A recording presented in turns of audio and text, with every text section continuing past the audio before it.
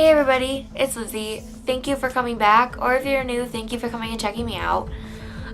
Before I make this video, I just want to say a quick thank you to anybody who saw my last video, which was my family Bigfoot story, and as of right now, it's only got like 160 some odd views, but it's now the highest viewed video on my channel, and it just means the world to me to have a growing channel and to see that people are actually interested in what I have to say and my story other than my handful of friends. So thank you so much. If you haven't seen the video, I will link in the description. Once again, thank you so much for checking out the video. Like, it really genuinely means the world to me to have a growing channel, and just thank you so much. Okay, on to the video. So today we are talking about the Bigfoot of North America. Sightings and encounters are anywhere from the west coast of Canada and the United States, as well as pretty much the entire eastern half of the United States. As for Canada, it is pretty much sprinkled all over the country.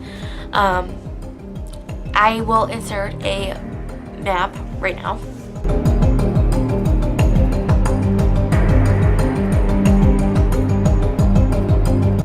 Anyway, so that is where you can find Bigfoot if you'd ever like to go Bigfoot hunting. Anyway, so the description for a Sasquatch or Bigfoot of the United States and Canada is typically 6 to 10 feet tall, reddish brown or black hair, fur, whichever you prefer. You're gonna get the prominent shoulders, the very prominent brow, and the thing about this Bigfoot or Sasquatch, it is typically more man-like than its cousins. Face-wise, you're gonna get a little more of a human-like look, or a human primate look, for example. You're still, like I said, you're still gonna get your broad shoulders and every other Bigfoot look. But proportion-wise, you're typically gonna hear it's gonna be more man-like proportioned, other than its cousins, which can have longer arms that hang lower, or other features that are just different than a man. If you encounter a Sasquatch at night, typically its eye shine will be a red or a orange shine, but during the day, its eyes will almost always be black.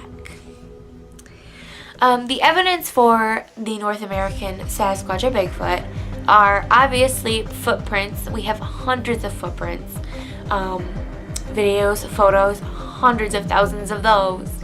And the most chilling to me seems to be the audio recordings. And anybody who's ever encountered a Bigfoot and heard it or heard a recording of it will all say it is one of the most chilling sounds you will ever hear, because it is so unique and so animalistic and so different than anything you'll hear other than from a Sasquatch or Bigfoot. So I would like to go over just two famous stories from opposite sides of the United States. And our first one is, as probably you expected, the Patterson-Gimlin film.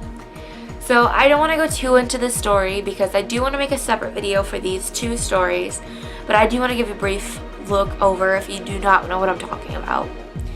So the story goes that Patterson and Gimlin were searching for Bigfoot because Patterson wanted to make a Bigfoot video or movie or something, and he had the equipment and everything else, and they were in Bluff Creek, California, and they happened to get the iconic and famous video of what they think is a female Sasquatch. Like I said, this is the most controversial Bigfoot film, and I do want to do my entire own video of just this topic. But that is the brief over of the iconic 1967 Patterson-Gimlin film. So that is our first story. Obviously, like I said, California. Our next story takes place in my home state of New York. So in 1976, so about 10 years after the Patterson-Gimlin film surfaced, some teenagers were out driving at night and they encountered a Bigfoot, and they were in their car and it ran across the road and into a field. And this happened in Whitehall, New York. It is also deemed the Beast of Whitehall. And I want to go to Whitehall so bad and do some sort of Bigfoot hunt, because I think that would be an awesome video to bring that to you guys.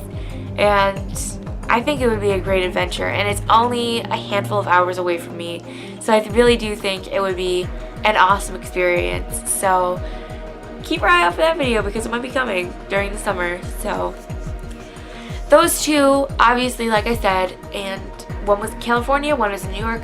That just goes to show you there are Bigfoot all across the country and all across Canada. There are hundreds of more stories. I did not get a specific story from Canada. It just seemed like the two sides of the United States would show it enough. But I do have the oldest recorded sighting for you guys. So this story takes place in a long time ago, in 986 AD, when Leif Erikson, his band, came to the New World, and they reported encountering what was described as a Sasquatch or Bigfoot. They, of course, did not call it this. They called it a skull ring. I'm going to insert the word there because I hope I'm saying it right. Like I said, they reported exactly what most people report. Very bad smell. They reported the black eyes, the ugly, hairy beast that Sasquatch would be considered. And not only did they report seeing it once, but actually they said they encountered it a couple times. And I think that's pretty cool to think that they encountered it a couple times, because obviously that shows that Sasquatch is not only evolved, but has learned probably that you cannot be around these people after their time. Do you know what I mean?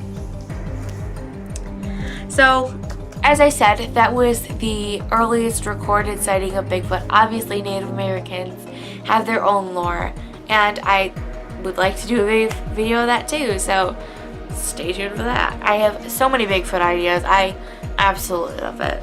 But anyway, I did want to dive into the quick origins of the names Bigfoot and Sasquatch, because I personally think it's kind of cool that they came up with these names. So the name Bigfoot came from 1958, when a man named Jerry Crew and his construction crew came upon some large footprints, and they did the casting of it, and obviously that's where the name Bigfoot came from. Big footprints. The prints did turn out to be fake, but that is just how the term came to be, and it stuck. So that is where the term Bigfoot came from. Sasquatch, however, came earlier, and this came about the 1920s, when J.W. Burns did a collection of stories that seemed to be involved in this creature, and through some Native American names and everything, he just kind of deemed it Sasquatch. So that is how Sasquatch came to be. So there's pretty much all the basic facts about Bigfoot. I do want to do a video of how to find a Bigfoot, because I actually did a project in my senior year of high school on how to find Bigfoot. I got 100 on it because my teacher was really cool, and he was like, okay, you did the job, you're not that crazy. So I do want to make that into a video. I think it'll be just a kind of a cool, fun video, and then maybe I'll follow my own steps and see if I can find a Bigfoot. So before I end this video, I do want to throw in a little side fact. And I'm sure if you are involved in Bigfoot, you might be a little involved in aliens as well. So you're probably like, what are you talking about? So I just want to throw in the fact that the Bigfoot sightings map and the UFO sightings map actually look very, very, very similar. And I did throw this fact into my high school project as well. I think that's how I got 100. But, yeah, Bigfoot and UFO sightings. Some have been actually seen together, which I find to be really, really weird, really crazy. But yeah, fun little side fact. Maybe you can do a little research on that. I do want to insert the UFO map right here. Oh wait.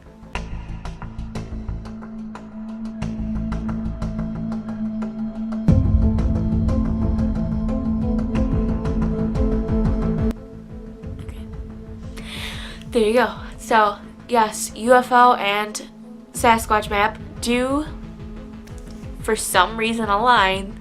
I'm not saying Bigfoot's an alien, but Bigfoot might be an alien. Anyway, I don't know. So, if you liked this video, give it a thumbs up. If you would like to go check out my other video, it'll be in the description below.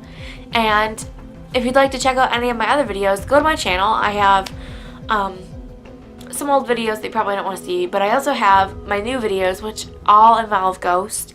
I do spirit box sessions, I do personal stories, and a whole bunch more are coming. So thank you so much for sticking around and watching this video. I hope it gave you some information, probably basic information you probably already knew, but I promise you the other information you might not know when I do other countries other than North America. So before I end this video, I want to say part 2 to this video. Yes, I made North America part 2.